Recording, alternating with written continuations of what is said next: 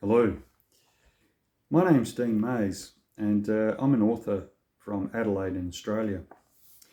And today I would like to do a reading from a new collection that I've just released. This is called the Night Fisher Elegies, Stories, Verse and Reflection.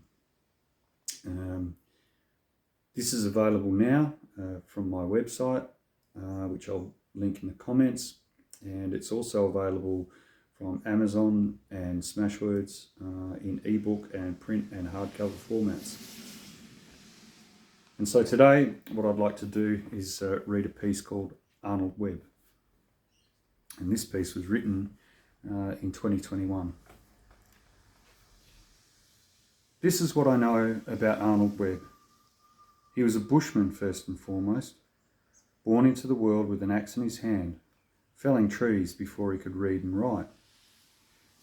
He was no stranger to hard work and toil. He wore sweat on his brow with pride. In fact, he relished it. Arnold's hands were calloused, and though his hands were bushman's hands, his fingers were long, delicate even. Legend had it that Arnold could play Rachmaninoff better than Rachmaninoff himself. Arnold's hands were solid, his shoulders broad, but you would never see him without a tie or his moth-eaten Harris tweed, even if he was chopping wood or digging a trench or milking a cow. Sometimes Arnold wore a bow tie, usually on special occasions, but he would often surprise you with his tendency to wear one day to day, just because he felt like it. His beard was thick, yellowed at the corners of his mouth from years of tobacco stains. His silver hair was perpetually entangled with sawdust or dandruff. It was probably sawdust. When Arnold smiled, you expected to encounter a hollow maw or jagged tombstones. But Arnold had a set of pearly white teeth that he swore were his own. Arnold lived on Russells Creek Road, beyond the bitumen, beyond civilization, on a plot of rolling land thick with eucalyptus. There, Arnold rebuilt his childhood home, then a two-roomed cottage, into a grand house with a wraparound veranda, corrugated iron roof and pretty curtains in the windows he'd sewn himself. The house boasted fireplaces in each room and an iron stove in the kitchen. Yet he was content with an earthen floor. Despite encouragement and offers of help to do so, he only decided to lay boards down in the last years of his life, because his bones grew tired of the uneven floor. He couldn't believe he had gone without them for so long. There on his little plot, Arnold raised his chickens, milked his cows, sheared his sheep and sawed his timber, deriving a small income from the products of his labours and subsisting on a tradition of rural bartering and his own dogged independence. Arnold grew vegetables where vegetables shouldn't grow, pumpkins and potatoes of impressive size, tomatoes and carrots of unrivalled quality. Everyone wanted to know his secret. Of course, he wouldn't share it. Arnold drove an E.H. Holden with Venetian shades in the back window. The glossy sky blue panelling and chrome he kept buffed to a shine. The white-walled tyres were as new as the day they had been fitted. The engine purred. The Holden was his pride and joy. You could always tell it was Arnold driving, because he only ever drove at 20 miles an hour, even when he was in a hurry. He was never late for an appointment. He planned his journeys well in advance, and those journeys were rare. The most precious thing Arnold had was his companion, a sleek red fox he had reared from a pup. The fox was tame, uncannily obedient, and was, according to Arnold, the finest sheepdog he had ever owned. It sported a luxuriant red coat, a bushy tail, and vivid, piercing eyes. The fox accompanied him everywhere. He had a basket in the back window of the Holden, and whenever Arnold turned up anywhere, you could see it curled up on the crocheted blanket. Arnold had trapped its mother years before, and he'd felt guilty upon realising the animal was pregnant. Arnold delivered the pup himself. He couldn't bring himself to euthanise it, so he took the pup home and raised it, nurtured it, and trained it. Not once did it ever attack Arnold's chickens or sheep or cows.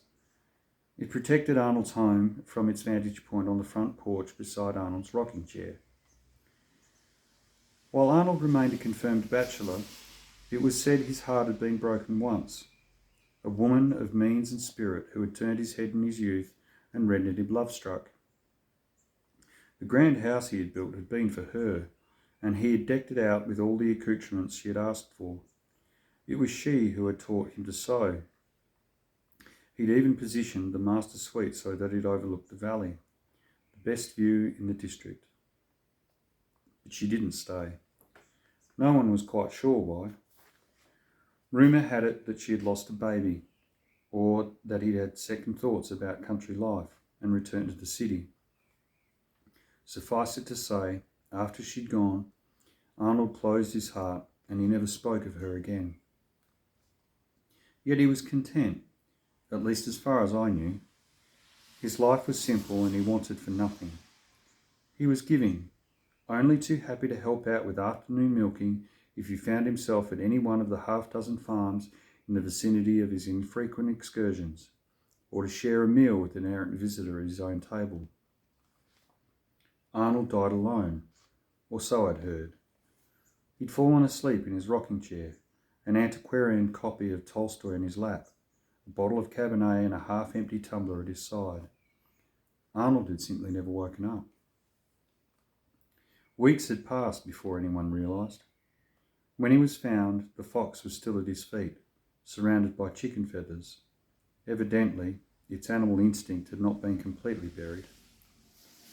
It had bared its teeth when the ambulance officers attempted to remove Arnold's body, and only took flight when the police constable drew his weapon. No one claimed Arnold's property. Apparently he had a sister, but she never appeared. When solicitors met to discuss his will, it was discovered Arnold Webb was independently wealthy. He had been a stockbroker in times past and had amassed a small fortune on the back of some very canny investments. Still no one emerged to secure his inheritance. Beyond the bitumen on Russell's Creek Road, the house stands in the quiet. It is slowly being reclaimed by the bush.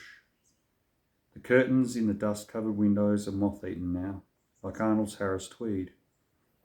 A swarm of bees have taken up residence in the corner of the veranda. The cows and the sheep have long gone. A rooster and a hen remain in the coop and have produced several offspring. At night, you can hear the sounds of the bush, the wind rustling through the eucalyptus, the babbling of the creek, the calls of so many birds, the grunts of sandbar up on the ridge, and the plaintive cry of a fox. So that's Arnold Webb, and that comes from my new collection of stories of verse and reflection, the Night Fisher Elegies. And as I said, it's available now. I'll link you in the comments, or the link in below. I hope you enjoyed this reading. Hopefully we can do one again. Thank you.